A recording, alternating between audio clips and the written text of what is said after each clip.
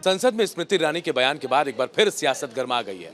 उन्होंने सीधा हमला इस बार राहुल गांधी पर किया और राहुल गांधी के सांसद रहते अमेठी पर किया और कहा कि अमेठी पर रहते हुए कांग्रेस ने इसे पूरी तरह से अपना गढ़ बनाने की कोशिश की।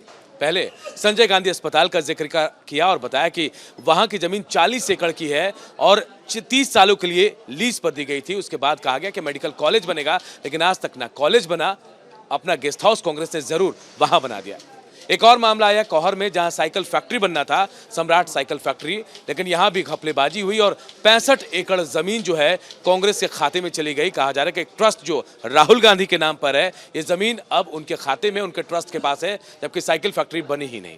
जिन्होंने आरोप लगाया, उमाशंकर पांडे, जो उस समय मौजूदा वक्त पे बीजेपी के जिला अध्यक्ष थे, वो हमारे साथ हैं। उमाशंकर जी, कल जो बड़ा आरोप लगाया स्मृति ईरानी ने, क्या वो वाकई पूरी तरह से सच है? दीदी स्मृति ईरानी ने जो संसद में आरोप लगाया है राहुल गांधी के ऊपर, वो बिल्कुल सही है।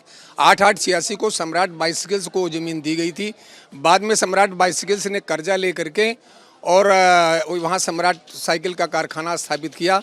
बाद में सब्सिडी लेकर के वो भाग गए, उनके ऊपर बहुत सारा कर्जा हो गया और कर्जे के एवज में वो ज़मीन 65 एकड़ उनकी नीलाम हो गई और नीलामी में उसको राजीव गांधी चैरिटेबल ट्रस्ट ने, जिसके ट्रस्टी राहुल गांधी ने, उन्होंने 65 एकड़ ज़मीन लिया और उस 65 एकड़ ज़मीन पर उनको 2011 में नीलामी के आधार पर कब्जा दिलाया गया। वहाँ जो लैंड लूजर्स हैं, जिनकी ज़मीन चली गई थी, उनकी मांग ये है कि या तो राहुल गांधी वहाँ पर कारखाना लगाएं और कारखाना लगाकर लैंड लूजर्स के जो आश्रित हैं उनको नौकरी दें, और या फिर किसानों को ज़मीन वापस करें।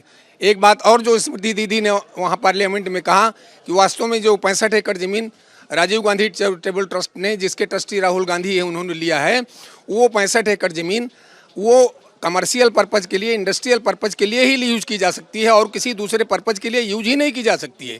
11 साल से राहुल गांधी उस ज़मीन को, किसानों की ज़मीन को हड़पे हुए हैं और उल्टे प्रधानमंत्री जी पर कटाक्ष करते हैं। अभी तो बहुत सारे घोटाले हैं जो उन्होंने अमेठी में किए हैं, बहुत सारी ज़मीनें उन्होंने लैंड ग्रैब किए हैं यहाँ पर। उसके साथ जो स्मृति ईरानी जी ने अस्पताल के बारे में भी कहा है, वो भी बिल्कुल सही है। अस्पताल की ज़मीन मेडिकल कॉलेज के लिए ली गई थी। मेडिकल कॉलेज आज तक नहीं बना। मेडिकल कॉलेज स्मृति ईरानी जी के प्रयास से आदरणीय प्रधानमंत्री नरेंद्र मोदी और योगी जी की सरकार ने बनवाया है।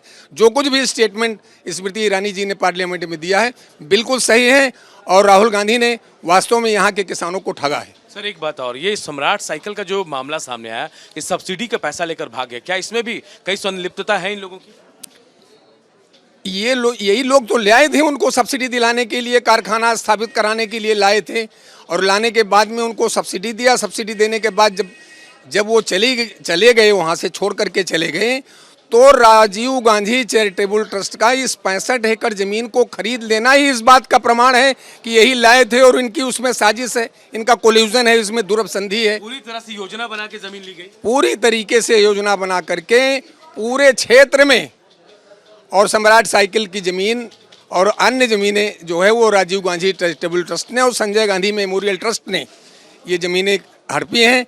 अभी तो जायस में भी जो वोकेशनल ट्रेनिंग सेंटर है, उसकी ज़मीन पर भी इन्होंने अवैध कब्जा कर रखा है। और भी कई मामले ऐसे सामने आ रहे हैं। बताया जा रहा है कि आने वाले वक्त में और कई मामले आएंगे ज़मीन के ऐसे, जो कांग्रेस के खाते में है ज़मीन। निश्चित रूप से वास्तव में यहाँ पर कई ज़मीनें ऐसी हैं जिसको राजीव गांधी चैरिटेबल ट्रस्ट के नाम पर, संजय गांधी मेमोरियल ट्रस्ट के नाम पर, या कांग्रेस ने अपनी गतिविधियों के नाम पर अवैध रूप से कब्जा कर रखा है और उनकी नीयत यहाँ पर ज़मीनों को हड़पने की थी, किसी प्रकार की सेवा किसानों को करने के लिए नहीं थी। किसान लैंड लूजर जो है सर, उनको कोई मुआवजा मिला, कुछ मिल पाया उनको? आज क्या कर रहे हैं वो? 1986 में 8/8/1986 को ये ज़मीन लीज पर दी गई थी।